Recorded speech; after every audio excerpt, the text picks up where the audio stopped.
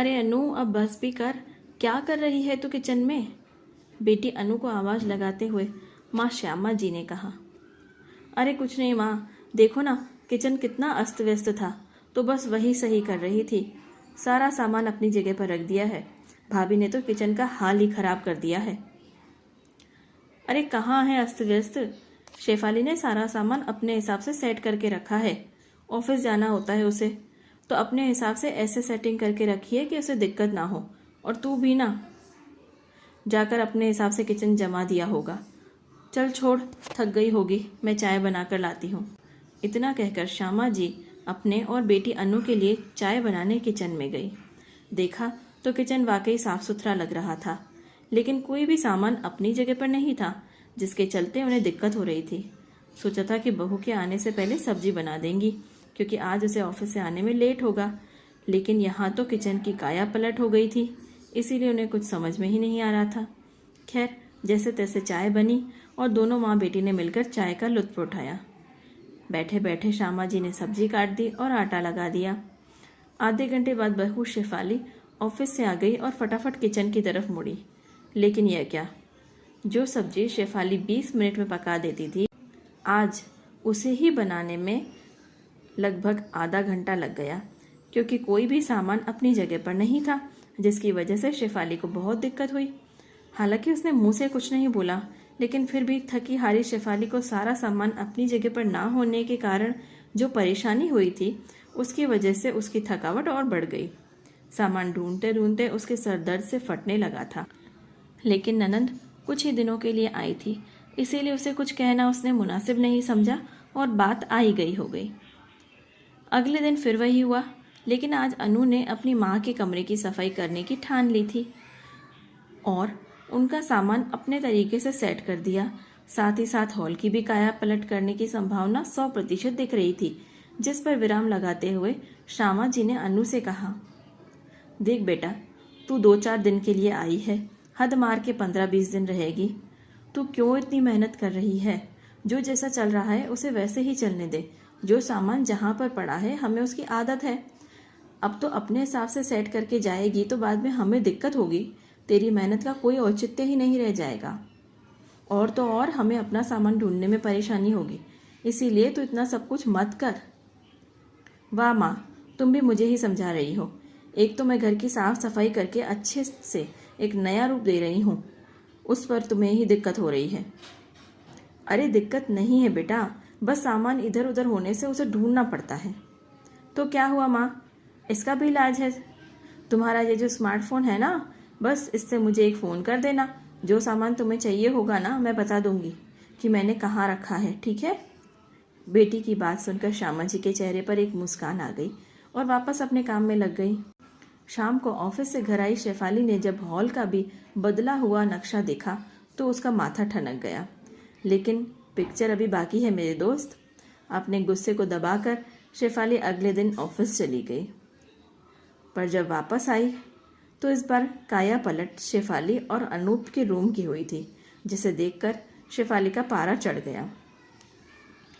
Mummy जी, एक बात बताइए, दीदी ने किचन का सामान इधर उधर किया, मैंने कुछ बोला नहीं ना? फिर उन्होंने हॉल का नक्शा बदल दिया, मैंने कुछ बोला नहीं? लेकिन यह क्या, अब बात मेरे रूम तक आ गई है। मुझे अपने हिसाब से अपने कमरे में रहने की आदत है, लेकिन यहाँ तो सारा सामान ही अलग तरीके से पड़ा है। मुझे अपना खुद का सामान ही नहीं मिल रहा है। यह क्या बात हुई भला? हे भगवान, उसने तुम्हारे कमरे का भी नक्शा पलट कर दिया। हद होती है। मैंने उसे कहा भी था, लेकिन शायद उसने मेरी बात को गौर नहीं किया। अनु, ओ अनु, जरा इधर आना। माँ की आवाज़ सुनकर अनु फटाफट उनके कमरे में आ गई। अनु, तुझे पता है तेरी भाभी बड़ी तारीफ कर रही हैं तेरी। कह रही थी कि बहुत अच्छा कमरा सजाया है दीदी ने। इतना सुनते ही शेफाली श्यामा जी की तरफ आश्चर्यपूर्ण निगाहों से देखने लगी। तब श्यामा जी ने उसे चुप रहने का इशारा किया।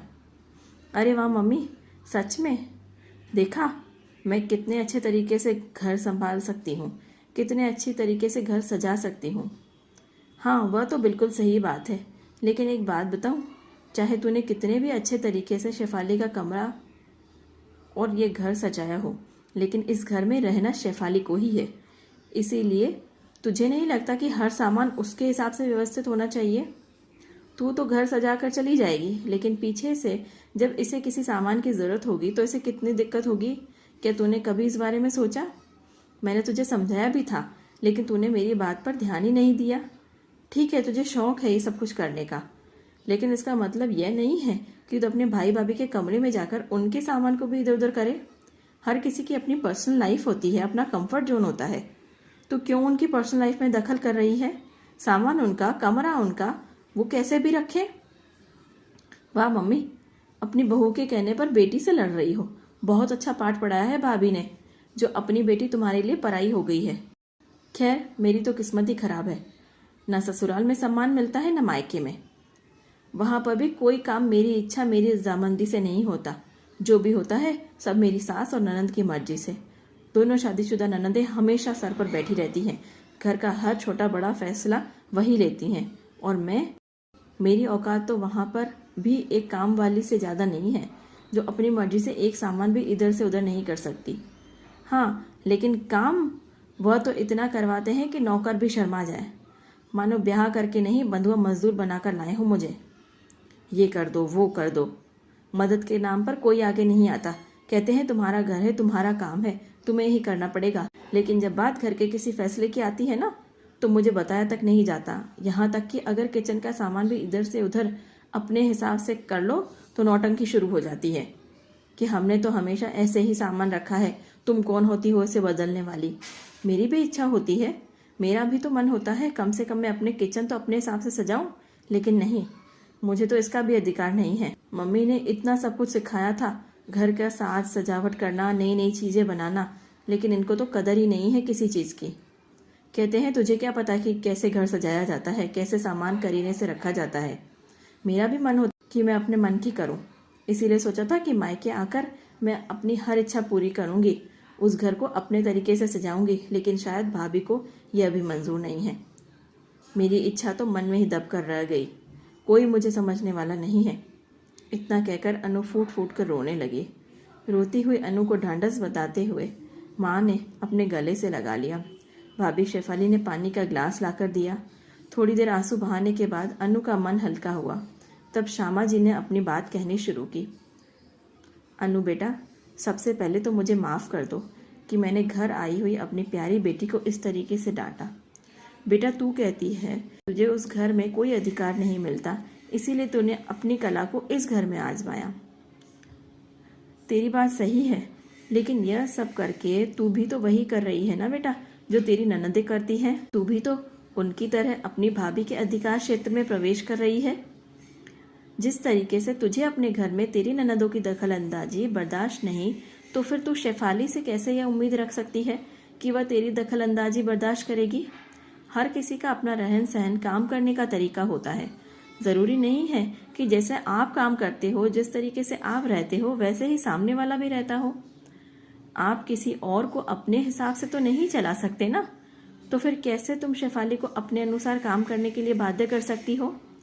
परसों की ही बात ले ले, रसोई में चीनी और शक्कर के डब्बे शेफाली थोड़ा ऊपर रखती है ताकि गोलू के हाथ वहां तक ना पहुंचे, लेकिन तुमने उन्हें नीचे रखा क्योंकि तुम्हें बार बार चाय की तलब होती है, इसीलिए तुम चाहती हो कि वह पास ही रहे।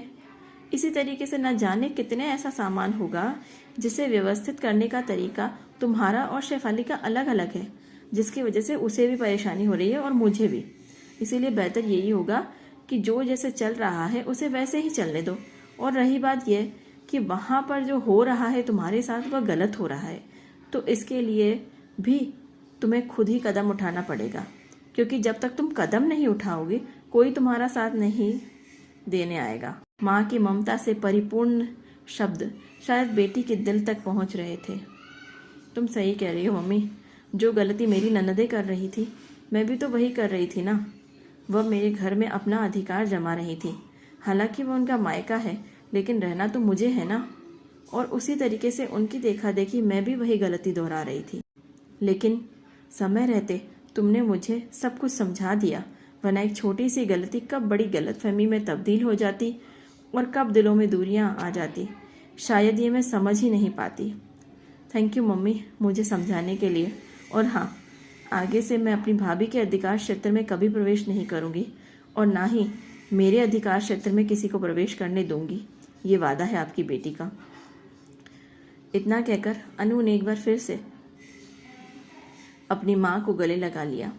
दूर खड़ी शेफाली की आंखें भी भीग गई थी, क्योंकि आज उसे अपनी सास का एक अलग ही रूप दिखाई दिया था।